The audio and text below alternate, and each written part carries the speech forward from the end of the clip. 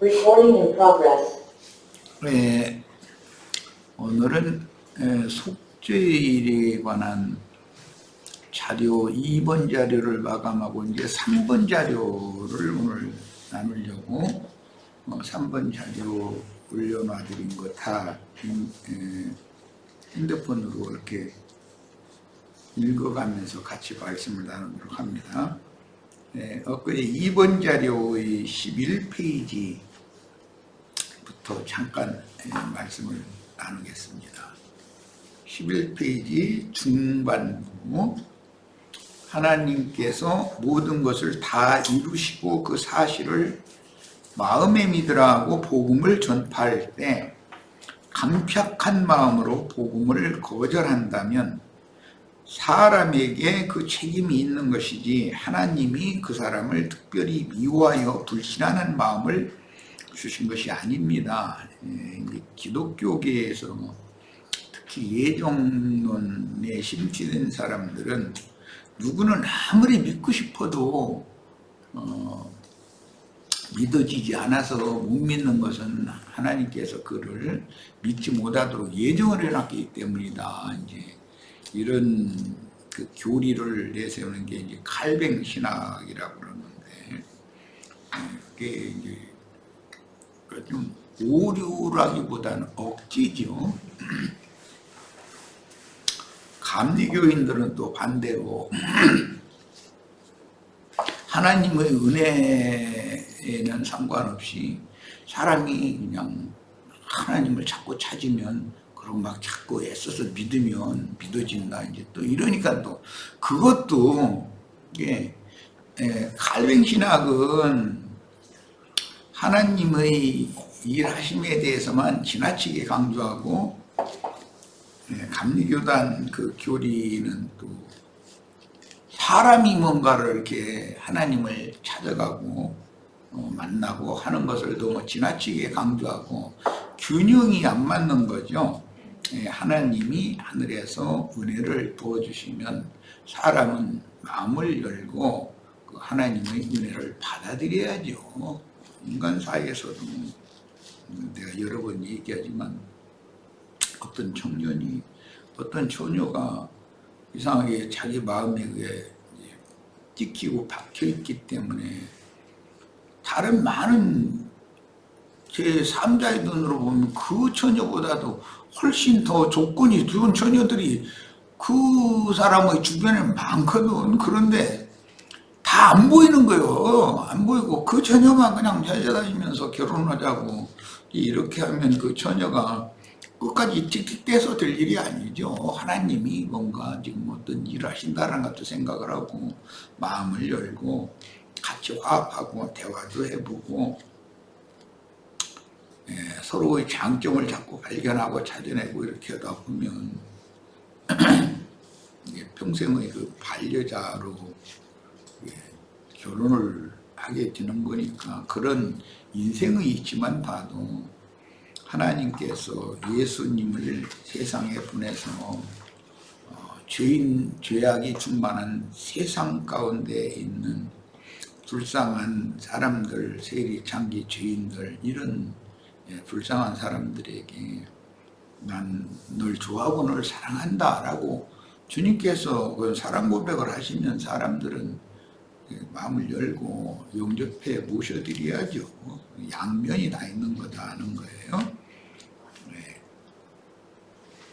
근본적으로 하나님은 유대인이나 이방인을 가리지 않고 모든 사람을 다 동등하게 대하시며 모든 사람에게 동일하게 은혜롭고 자비로우신 하나님으로서 모든 사람이 다 회개하고 복음을 믿음으로 구원받고 진리를 아는 데 이르기를 원하십니다. 하나님이 영이신 하나님께서 사람의 중심에 영이라고 하는 그릇을 이렇게 지어놨다는 것은 영과 영이 생명의 연합을 통해서 하나 되는 것을 원한다라는 근본적으로 벌써 그 이치만 생각해도 우리는 주님께서 통해하는 용을 부어주시고 돌이킬 수 있는 은혜를 부어주시면 당연히 내가 어떤 죄인인가를 생각해 보면서 나 같은 죄인에게 이런 사랑을 고백하시며 그분의 은혜를 부어주시는 주님을 향해서 마음을 열고 그분을 당연히 영접을 해야 되는 거예요. 그러니까 하나님은 사랑 고백을 예수라는 사람을 보내서 또는 그 사명을 이어받은 사도들, 증인들을 매 세대마다 세상에 보내서 하나님이 사람을 어떻게 사랑하시는지 사랑을 자꾸 고백을 하게 하시는 거거든요. 그러면 사람들은 그런 사랑 고백의 하나님의 말씀을 귀를 열고 듣고 돌이켜야죠. 분명히 나팔절은 매년제를 드리는 신년절과 맞물린 같은 날이다라는 건 이미 말씀 나눴고, 나팔절일 후에 속죄일이 이어지고 그날에는 그 누구든지 스스로 괴롭게 하라고 명령이 주어진 것은 복음을 들을 때 사람마다 자신의 죄악들과 허물들로 영적으로는 죽은 그 죄악들과 허물들 때문에 구약의 하나님 거룩하신 의를 행하시는 그 하나님은 이런 세속적이고 타락한 사람과 함께 할 수 없다 그래가지고 버리고 떠나셨어요. 그런데 예언에 따라서 예수를 통해서 다시 찾아오신 것이잖아요. 떠나셨던 하나님이 다시 찾아오신 그런 상태는 은혜의 성령으로 오시는 것이란 말이에요. 그 은혜의 성령으로 임하신 주님을 나의 주와 그리스도로 영접을 하는 것은 너무 당연한 일이에요. 그런데 이것은 복음을 이미 믿은 사람들에게는 잘 통하는 이야기지만 세상에서 세상사에 너무 찌든 사람이나 세상에서 부귀영화를 누리는 것이 몸에 밴 사람이나 이런 사람들은 이런 복음 내용을 말씀을 나누려고 하면 안 들으려고 그러죠. 자기 일에 너무 바쁘고 자기 생각이 있고 뭐 그런 사람들 결론적으로 보면 나도 다 알 만큼 안다. 그리고 종교인들의 뭐 하는 행습을 보면 무엇이 어떻고 무엇이 어떻고 요즘에 뭐 이단 사이비들이 어쩌고 이런 쪽으로만 자꾸 뭐라 하려고 그러는 거예요. 그러니까 오늘날 이런 그 이단 사이비들 때문에 시끌시끌하고 이렇게 하는 것도 하늘문을 막는 방법인 거죠. 사탄이 역사를 하는 그런 문이 열린다는 뜻이니까 은혜의 하나님은 점점 은혜를 거두시고 어둠과 죽음의 권세자가 온 세상을 지금 뒤덮어 간다라는 뜻이에요.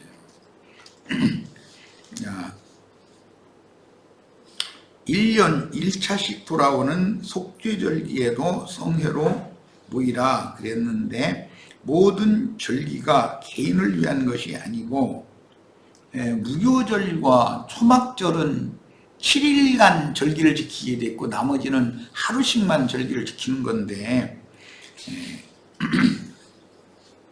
모든 절기는 개인만을 위한 것이 아니다.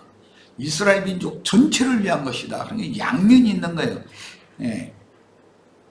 주님의 새 몸인 교회를 세우기 위한 것이다. 영적으로 해석하자면 온 이스라엘의 신앙 회복을 위해서 하나님이 정하신 때를 지정하신 야훼의 절기이므로 이방인의 충만함이 찬 후에 오는 새 세상에서 신앙을 회복하게 될 12지파를 통해서 반드시 역사상에 다시 실현되어 그 1000년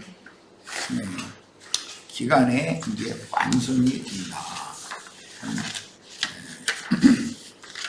예언에 따라서 메시아께서 자기 땅 자기 백성에게 오셔서 말씀을 이제 전도의 말씀을 주셨지만 자기 땅 자기 백성들이 오히려 대적하고 배척을 극심하게 하다가 죽이기까지 했는데 그 뒤로도 그 영이 되신 주님께서 자기 백성들의 구원을 위해서 한 번의 기회를 더 주셔서 사도들을 통해서 오순절 이후에 다시 나팔을 불어서 이제라도 너희가 너희 메시아 그렇게 고대하던 메시아를 너희 손으로 죽였다. 그러니까 이제 어떤 사람들은 그 말을 듣고 깨달음이 있기 때문에 형제들아 그러면 우리가 어떻게 의학 구원을 얻겠냐 그러는데 당세에 예수를 죽이고 배척했던 유대교의 그 공의회에 속한 대제사장들이 유대교의 장로들, 공의회 의원들 이런 사람들이 권세하에 있던 이스라엘의 대부분은 두 번째 은혜를 베풀어 주시는 말씀을 사도들을 통해서 다시 증거를 해도 받아들이지 않고 배척을 했다는 것이죠. 그러니까 이제 주님께서 살아생전에 말로 인자의 이런 증거를 대적하고 고역하면 한 번의 기회가 구원 얻을 기회가 또 있다. 그러나 말로 성령을 대적하고 고역하면 이 세상뿐 아니라 오는 세상에서도 그는 절대로 사면을 받을 수 없다. 이미 선언을 하셨어요. 그러니까 말씀대로 이제 되는 거죠. 그래서 그들은 다 지옥 판결을 받게 되고 회개하고 돌이킨 소수만 교회로 들어오게 되는데 교회 안에 들어오게 되면 이 속죄절 이후에 초막절로 이어지니까 초막절이 이제 시작이 되는 것이에요. 그런데 하나님의 경륜에 따라서 이스라엘의 얼마가 복음을 믿었음에도 그들의 시대를 일단 종교를 하고 이방인의 새 시대를 이렇게 연결을 하기 때문에 이것은 하나님의 경륜을 위한 것이다. 그러니까 각 개인의 구원도 굉장히 중요하고 관계가 되지만 더 중요한 것은 이스라엘 민족 또는 모든 민족에게 파송을 할 때는 어떤 민족 단체적인 구원에 하나님은 관심을 갖고 있다. 그러니까 양면 추구를 해야 된다. 나 개인만 주님과 나와 어떻게 온전케 되어서 상을 받고 뭐 이런 것만 추구하는 사람들 보고는 이제 속생명파라고 그러죠. 그렇게 하다 보면 개인주의가 되어버리는 것이죠. 하나님의 입장은 생각을 않고 자기 입장에서만 자꾸 자기만의 하나님, 다른 많은 사람들보다 자기는 특별히 더 사랑하는 하나님, 이제 그것은 어린아이 신앙이라는 반증이죠. 세상에서 손자 손녀를 길러보면 알잖아요. 그것은 할아버지 할머니 엄마 아빠 주위 사람들 다 자기만을 위해서 뭘 다 해줘야 된다고 생각하지 내가 할아버지 할머니를 위해서 뭘 해야 된다는 생각은 그건 상상도 할 수 없는 일이죠.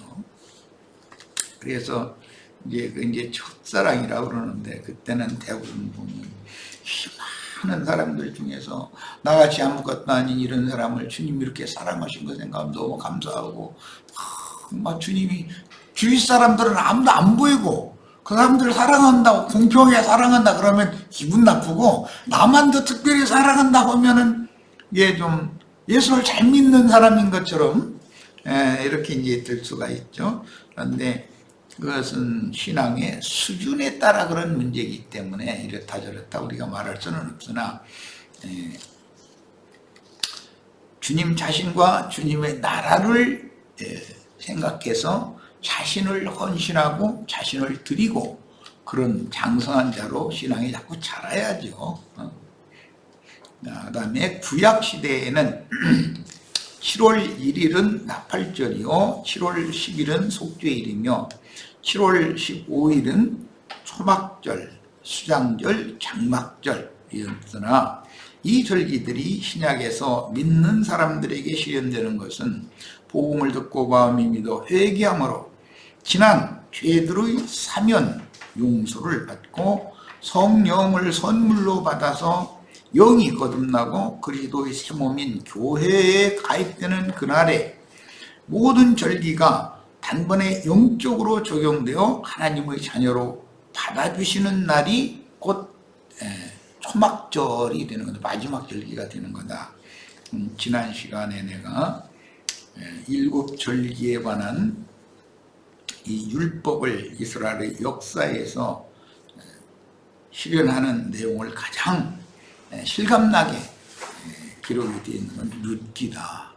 모든 성경이 다 이제 같은 관점이지만 룻기는 너무 실감이 나죠. 그거 읽어보면 하나님의 절기가 이렇게 이루어지는구나. 우리가 세상을 떠나는 것은 6월절이고 이제 룻기에서는 무압당을 말하자면 이제 형편이 떠날 수밖에 없는 여지가 됐으니까 떠나는 거지만 무압당을 떠나서 본토로 돌아오는 그부터 시작해서 에브랏의 그 베들레헴 땅에 돌아왔을 때가 마침 보리 추수를 시작하는 때였다. 그러니까 이제 6월절 무교절이 시작이 됐고 그 다음에 초실절 때 베들레헴에 돌아와서 그 다음에 이제 밀주수까지 마치고 나서 그 다음에 유대인의 그 율법에 따라서 후사가 없이 남편이 죽으면 그 동생이 형수에게 들어가서 먼저 낳은 아들을 형의 대를 잇는 후사로 대를 잇게 해주는 것이 유대인의 계대 혼례법과 후사 상속법이었는데 그런 감춰진 비밀의 말씀들을 룻기에서 역사상에 그걸 이제 이루는 이야기예요. 이런 것은 우리들이 아담 세계에 속한 모든 사람은 마귀에게 속아서 거짓 것을 믿고 참 하나님의 말씀을 배반하고 배척함으로 저주가 임해서 나오미의 표현대로는 내가 풍족하게 나갔더니 지금은 비어서 빈손으로 돌아오게 하셨다. 하나님이 나를 치셨고 나를 괴롭게 했으니까 난 너무 괴로운 여자다. 이제 이런 고백을 했는데 세상 교계 사람들이 참 두려워하는 이야기죠. 예수를 믿으면 뭐 집안이 뒤집어질까 무섭다 보다 그랬는데 뒤집어져야 되는 거예요. 사실은 뒤집어져야 돼요. 그런데 세상 교회 이 인본주의 그 땅의 신앙 이런 것을 가르치는 사람들은 저 예배당에 나오면 하늘이 막 복을 내려주고 부자 되고 뭐 그냥 다 망해가던 남편 사업장도 막 다시 잘 일어나고 뭐 나라가 수출도 잘 되고 뭐 맨 이제 이쪽으로 이렇게 그냥 사람들을 붕 띄워놓는 그런 설교를 계속하고 그런 데만 사람들이 그렇게 많이 모이는 거예요. 그러니까 인간들은 다 지금 세상신 마귀에게 그렇게 다 속고 있다는 것이죠. 그런데 사실은 세상의 모든 좋은 것들을 주님께서 다 일단은 빼앗고 하늘이 주시는 참으로 좋은 것들로 갑절로 채우시기 위해서 그 땅에 기근을 보냈다 그랬는데 기근을 보내면 하나님의 말씀을 들을 수 있는 기회가 없다라는 거예요. 하나님이 고개를 돌렸다는 뜻이고 그러면은 살아야 되니까 양식이 있는 곳으로 이렇게 내려가게 마련이고 그럼 거기 가서 성공할 것 같지만 그렇게 못하게 한다는 것이죠. 그런데 이렇게 복음을 전하니까 손님이 안 붙는 거예요. 말하자면 그러니까 오늘 나 같은 이런 말씀을 전하는 사람한테 앉아서 말씀을 듣고 있다는 게 이건 기적 중에 기적이에요. 사실은 일단 땅에 속하고 세상에 속한 손에 움켜쥐고 있는 것을 일단 다 빼앗고 나서 사람을 세상 신을 바라보고 그걸 추구하던 사람을 주물주 참 하나님께로 신을 딱 바꾸게 만드는 거예요. 룻기에 보면은 어머니의 하나님이 나의 하나님이 될 것입니다. 내가 죽는 일 외에 어머니를 떠나면 여호와께서 벌을 내리시고 또 벌을 내리시기를 바랍니다. 그러니까 룻이라는 사람은 신이 완전히 바꿔진 사람이죠. 그 말은 자기 남편 말론이라는 히브리인 이방 사람과 혼인을 했는데 그 사람을 그만큼 사랑했다는 뜻이죠. 자기 남편의 하나님께로 완전히 이게 돌아선 사람이니까 이런 것이 회개라고 그런다. 성경에서. 그래서 어머니의 하나님이 나의 하나님이 되고 어머니의 백성이 나의 백성이 될 것입니다. 그러니까는 더 이상은 나를 어머니를 따르지 말라고 강권하시지 마시라고 나는 이미 이렇게 결정이 다 됐다고 얘기하면서 부추쳤다는 거예요. 그러니 그 인간적으로 봐도 그 시어머니가 그 청산과부 데리고 본향으로 돌아가도 기댈 것이라고는 아무것도 없는 상황인데 10년 전에 다 팔아가지고 돈 현금으로 바꿔가지고 가서 다 털어먹고서 지금 빈털털 돼가지고 가는 입장인데 주님께서는 우리들을 부르실 때 이렇게 한다. 세상에 대하여 땅에 속한 어떤 것에 대하여 어떤 지식이 많다든지 무슨 풍요를 누리는 사람이라든지 일단 이것을 다 걷어내야만 하늘이 주신 참 좋은 것을 받아들일 수 있는 준비가 되는 것이기 때문에 그 과정을 거쳐보지 않은 사람은 복음을 깨닫는다는 게 어렵죠. 복음을 이런 말씀을 전하면 싫어해요. 사람들이. 지금 있는 거 뺏길까 봐. 그런데 아니 갑절로 주시겠다는데 그건 약속인데 그런데 그거는 다음 일이라고 그러니까 있는 거 놓치면 안 되겠거든. 일단 이거 다 있는 데다 돈 많이 줘야지. 그렇지. 있는 데다가 그걸 갑절로 주기를 바라지. 일단 있는 것은 빼앗고서 2배로 준다고 그러면은 이거는 불안하거든. 사람이라는 게. 그래서 마귀가 어떻게 사람들을 미혹하고 속이는가를 이런 말씀을 통해서 꼭 깨닫는 은혜가 있기를 바랍니다. 스스로 괴롭게 하라는 것은 내가 참 하나님을 버리고 거짓 하나님, 이 세상신 마귀에게 혹시 내 마음이 몰두되어 있거나 빼앗겨 있거나 이렇지는 않은가를 돌아보라는 거예요. 속죄일 나팔을 부는 건 그런 뜻이거든. 속죄절일 날 속죄를 위해 지성소에 들여간 피를 흘린 붉은 소와 염소의 제육은 진 밖에서 잡고 불사르되 그 죄를 거두어 진영 밖 정한 못에 모아두었다가 이스라엘의 부정을 깨끗하게 하는 잼물을 만들었는데 오늘 내가 룻기를 이렇게 말씀을 절기의 역사적인 시련은 룻기를 알아야 된다라는 걸 이제 말씀을 드리므로 사실은 오늘 말씀을 듣는 모든 형제 자매님들 또 유튜브로 이런 말씀을 듣는 분들이 요즘엔 갑자기 많이 생겨났는데 그런 분들에게 지금 잿물을 뿌리는 중이에요. 흙탕물 계속 가서 그거 먹으면 살 줄 알고 그거 마시던 분들 정신 차리셔야 돼. 기왕에 있는 거에서 갑자기 더 달라오는 그런 건 신앙이 아니에요. 그거는. 그게 무슨 놈신앙이야. 땅에 속한 거, 육에 속한 거 일단 다 놔라 이거예요. 일단은 그걸 놓으면 나는 너에게 하늘의 이슬과 땅의 기름짐, 하늘과 땅의 모든 축복을 내가 너에게 주겠다. 이게 약속이에요. 그런데 그건 현실적으로 볼 때는 다음 일이자 일단 이걸 논담해 준다는 얘기니까 이게 받아들이기가 어려운 거예요. 지금 이게 잿물을 뿌리는 중이에요. 영원히 무슨 씻어줘야 되겠다.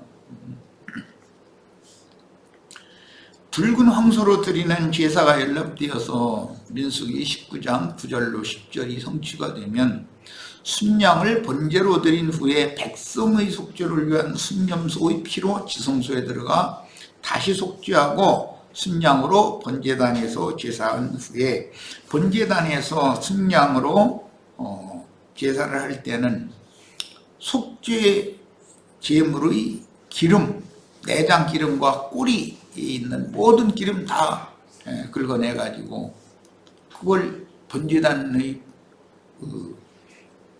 번제물과 함께 불사르는 거예요. 그리고 백성을 위하여 드리는 속죄 제물은 염소가 2마리다라는 것도 뭐 이미 말씀을 다 나눴어요. 이것은 2마리 염소라는 것은 인자 예수의 좌편과 우편에 함께 못 박힌 강도가 있어요. 그런데 좌편 강도는 죽임당한 강도예요. 그러나 우편 강도는 부활된 강도예요. 이게 이제 비유예요. 그래서 우리는 먼저 주와 함께 죽고 장사되어져야 그리스도와 함께 부활하고 승천하는 이런 복을 받을 수가 있는 일인데 죽는 것부터 뭐라 그러면 이게 그냥 하늘로 그냥 죽지도 않고 그냥 하늘로 그냥 휴거시켜준다 그것만 좋아한다 이거예요 자꾸. 그러니까 나는 답답해 죽겠어 아주. 기독교계 사람들은 육에 속한 옛 생명이 죽지 않고 주님 오실 때 자기 그냥 천당이라는데 높은 곳으로 하늘로 와 어디로 이렇게 그냥 휴거시킨다 자꾸 이 얘기를 주장하고 믿으면 이거는 하나님의 말씀을 처음부터 잘못 가르쳐놔서 그런다는 거예요. 일단은 옛사람은 죽어야 부활도 있는 것이지 죽지도 않고 무슨 놈의 부활이 있어. 옛사람이 붙잡고 있는 이 세상과 세상에 있는 것들, 세상신에게 옛사람의 육체의 모든 욕망, 욕구라고 하는 것이 세상신이 붙잡고 있는 건데 그 세상신에 대해서 내가 죽어야 참 하나님께서 오셔서 이삭이 야곱을 축복할 때 하늘의 기름짐이며 하늘의 이슬이며 땅의 기름짐, 하늘과 땅의 모든 축복을 야곱에게 다 축복을 해줬기 때문에 그 뭐 남은 거 없습니까? 하늘의 복만 준 게 아니라 땅의 복까지도 야곱에게 다 줘서 너한테는 이제 줄 것이 없어 그랬단 말이야. 예수님이 제자들에게 축도하실 때 하늘과 땅의 모든 권세를 나에게 맡겼는데 난 너에게 이걸 준다. 이게 보통 문제인 줄이냔 말이야 이게 지금. 그러려면 준비가 되잖아요. 받을 만한 준비가. 그릇이 붉은 황소로 드리는 제사가 이렇게 연락이 되면 순념소로 또 드리고 그 다음에는 2마리의 순양을 번제물로 드리면서 하나님 앞에 속죄제로 드려진 황소와 순념소의 내장 기름이나 꼬리 기름을 전부 번제단의 제단불에 순념소와 함께 사르는 것은 주님께서 당신 자신의 모든, 예수님도 사람으로 오셨잖아요. 아버지의 일을 이루게 하시기 위해서 사람으로 보내셨으니까 아버지의 뜻을 알고 오셨기 때문에, 아시는 분이기 때문에 내 뜻대로 마시고 아버지의 뜻대로 되기를 바랍니다. 그건 자기를 부인하는 것이거든. 그 제자들도 당연히 그렇게 해야 하늘과 땅의 모든 번세를 더 부어서 신령한 능력과 권위로 겉옷을 입혀주신다라는 거예요. 그의 삶에 대해서는 이제는 전적으로 하나님의 보호와 은혜 아래 있기 때문에 사람은 땅의 일이나 다음 죽은 다음의 일이나 이런 거 걱정한다는 게 말이 안 되는 소리죠. 이미 주님께서 그를 받으셨는데, 다 오늘 우리들도 이런 믿음의 사람들이 다 되시기를 바랍니다. 참 쉽지 않은 얘기예요. 자, 요한복음 17장 8절로 17절 인용을 봅니다. 나는 아버지께서 내게 주신 말씀들을 그들에게 주었사오며, 주님이 이 땅에서 오셨을 때 아버지의 말씀이신 하나님이 예수라는 사람을 통해서 말씀을 대언하게 하신 거잖아요. 예수님이 대언자였잖아요. 내가 하는 말은 내 말이 아니고 내 속에 살아계신 아버지의 말씀이다. 자꾸 이 얘기를 했어요. 이게 그러니까 아버지와 난 하나다. 이것은 영적으로 말씀 안에서 하나인 것이지 육신이 하나라는 말은 아니잖아요. 그런데 보의 근원이신 아버지의 그 말씀을 가지고 오신 주님께서는 제자들에게 그 말씀을 주셔요. 그런데 제자들은 아직 이게 예수님이 살아계신 동안에는 보고의 말씀을 주셨는데, 아니 내가 아버지께로 가야 된다. 이제 예루살렘에 너희 올라가면, 너희는 나 예루살렘에 가면 왕 돼가지고서 또 하나는 우편에 하나는 좌편에 앉는 그 생각만 하고 나 따라오고 있지. 너희 생각 바꿔. 나 예루살렘에 올라가면 장로들과 대제사장과 서기관들한테 박해받고 죽을 거야. 이제 그러니까 이제 베드로가 맨 앞장서서 성길 낸 거야. 이제. 아니 우리가 지금 모든 거 다 버리고 주님 따라왔는데, 예수님 예루살렘 와서 왕 되시면 우리 좌우편에 한 자리씩 차지하게 해주셔야지 죽으려고는 뭐라고 가냐는 거예요. 이제. 그런데 또 누군가는 그래 예수님 죽으러 간다니까 우리도 함께 죽으러 가자, 또 누가 그랬다고 했는데,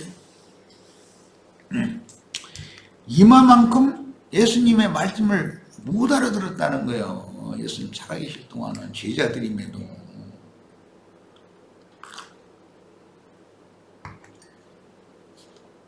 성령께서 오셔서 제자들을 두 번째 영으로 감동을 줘서 설득을 하니까 그때서 알게 되는 거잖아요. 주님께서 살아생전에 자신들이 한 말이 뭔가. 하늘과 땅의 모든 번세로 능력과 권위로 겉옷을 덧입혀서 이 세상신 마귀가 건질 수도 없고 손을 댈 수 없도록 그런 능력과 권위를 입혀서 하나님의 대언자로, 하나님의 특사로 모든 민족에게 파송을 받는다는 이치가 뭔가를 한참 후에서 깨닫는 거예요. 성령이 온 뒤로도 금방 깨달은 게 아니에요. 이게 한참 뒤에서 깨닫는 거예요. 사람이란 이렇게 둔해.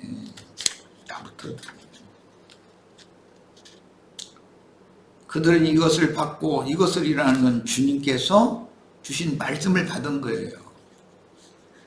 내가 아버지께로 나온 줄을 참으로 아오며 아버지께서 나를 보내신 줄도 믿었사옵나이다. 내가 그들을 위하여 비옵나니 내가 비옵는 것은 세상을 위함이 아니요. 목사님들이 예배 끝나고 축도한다는 건 전부 세상을 위한 축도만 하고 있잖아요. 그냥 사업도 잘 되고 뭣도 잘 되고 그냥 이거는 주님을 대적하는 짓을 하는 말이야, 전부. 내게 주신 자들을 위함이니이다. 그때 주님께서 제자들을 위해서 이런 축도의 기도를 하나님께 부탁하고 이럴 때 이 제자들 돈 잘 벌고 건강해가지고 100살씩 200살씩 살게 해주세요. 그렇게 기도를 했을 리가 있어요? 지금 그런 얘기가 아니잖아 지금. 그들은 아버지의 것이로소이다. 그들을 얻어서 바친 거죠. 주님께 산 제물로. 내 것은 다 아버지의 것이요 아버지의 것은 내 것이온데 내가 그들로 말미암아 영광을 받았나이다. 아무리 못 알아듣고 이러고 있지만 그래도 그들은 주님을 끝까지 따르는 자들이잖아요. 그런 몇 사람을 이 세상에 오셔서 얻었다는 것이 그것이 주님께 영광이었다니 참 나는 이런 구절 읽을 때 이상하게 가슴이 막 먹먹하고 눈물이 나. 주님이 좀 너무 그분이 외로운 길 가셨구나 이런 것도 느껴지고 나는 세상에 더 있지 아니하오나 그들은 세상에 있사옵고 이게 야훼를 위한 염소와 아사셀을 위한 염소 이게 구분이잖아요. 예수는 야훼를 위해 제비 뽑힌 염소니까 죽어야 되고 제자들은 아사셀 염소로 살려놔두는 거잖아요. 지금 그들을 통해서 주님의 일이 계속 이어져야 되니까 나는 아버지께로 가옵나니 거룩하신 아버지여 내게 주신 아버지의 이름으로 그들을 보존하사 우리와 같이 그들도 하나가 되게 하옵소서. 한 하나님 한 주 한 성령 안에서 한 몸된 한 침례를 받은 자들은 전부 한 교회 한 몸된 교회로 세워져야 된다. 무슨 교파 이런 건 말도 안 되는 짓을 하는 거예요 지금. 내가 그들과 함께 있을 때 내게 주신 아버지 이름으로 그들을 보존하고 지켰나이다. 그 중에 하나도 멸망하지 않고 다만 멸망의 자식뿐이오니 이는 성경을 응하게 함이니이다. 지금 내가 아버지께로 가오니 내가 세상에서 이 말을 하옵는 것은 그들로 내 기쁨을 그들 안에 충만히 가지게 하려 함이니이다.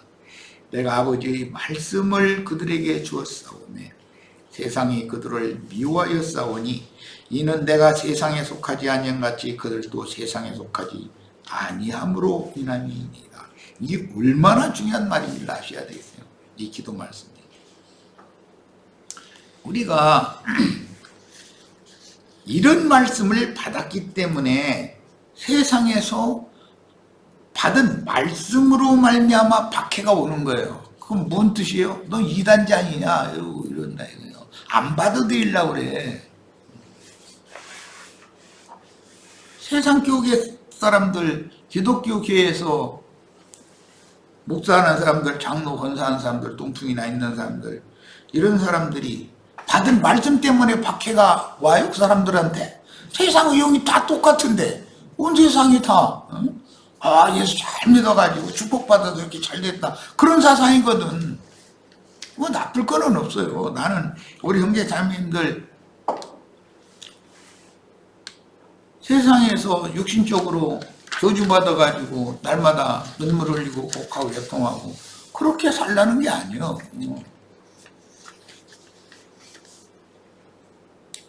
더 중요한 것은 예수님이 아버지께서 아들에게 그분에게 주셨던 아버지께로부터 받은 말씀을 제자들에게 주셨는데 예수님이 박해를 받은 건 받은 말씀 때문에 박해가 온 거예요. 나사렛 이단이잖아요. 이게 유대교인들한테 왜 박해가 와요? 아버지께로부터 받은 말씀이 그들이 받은 말씀과 다르기 때문에 지금 박해가 온 거예요.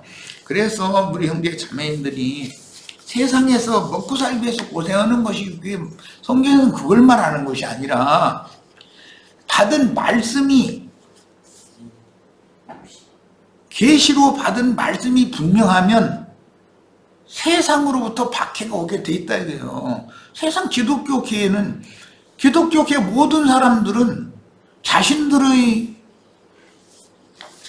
신학교리나 자신들이 생각하고 있는 그런 크게 오해한 말씀의 흐름과 뭔가 다르다 싶으면 이단자라고 해가지고 박해하기 마련이거든. 그러니까 박해를 받는다 이런 말은 받은 말씀 때문에 박해받는 걸 말하지, 세상에서 자기가 무슨 잘못을 저질러 가지고 막 하는데 그 저 이만희니 뭐 이런 사람들은 자기 뭐 코로나 때문에 뭐 감옥에 들어갔다 나와가지고 세상이 자기를 예수님을 박해했듯이 자기를 박해한다고 또 이래가지고서 또 그 신천지 무리는 할렐루야 아멘이더만, 이만희 감옥에 간 것도 또 뭐 해석하기 나름이야. 참 그야말로 그 말이 되는 소리요. 그게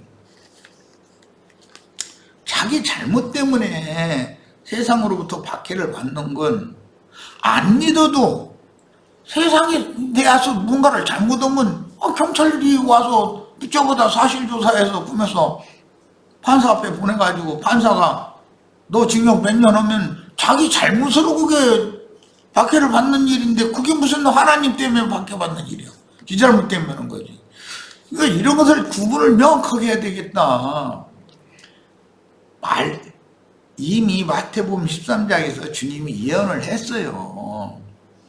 말씀이 선구의식인데 어떤 사람들은 받은 말씀 때문에 환난이나 박해가 오면 금방 변질해 버린다는 거예요. 배반해 버린다는 거예요. 우리들은 그런 말씀에 대해서 깊은 영감을 받으시기를 바라요. 진리의 말씀을 미혹의 거짓의 말씀을 가진 자들은 싫어하게 돼 있어요. 말씀 때문에 박해받는 거예요. 말씀 때문에. 너 이단 아니냐 이거요. 우리들은 참단인데 너희는 이단이다 이제 이거거든. 예수님을 이단이라고 그랬고 바울 사도를 이단에 나사렛 이단의 괴수가 바울 잡아다가 박해가면서 그렇게 표현하잖아요. 그러니까 성경을 오해해서 사람의 그런 관점으로 성경을 어떤 구조를 잘못 해석하면은 하나님 말씀이 완전히 인간들의 수중에서 무슨 휴지 쪼가리밖에 되지 않는 거예요, 이게. 이 정도 하고 수시간은 이 정도에서 마치도록 하고 다음 시간에는 숙제절 강의의 3분 자료로 1시간 더 말씀을 나누겠습니다. 자, 잠시 쉬었다 이어갑니다.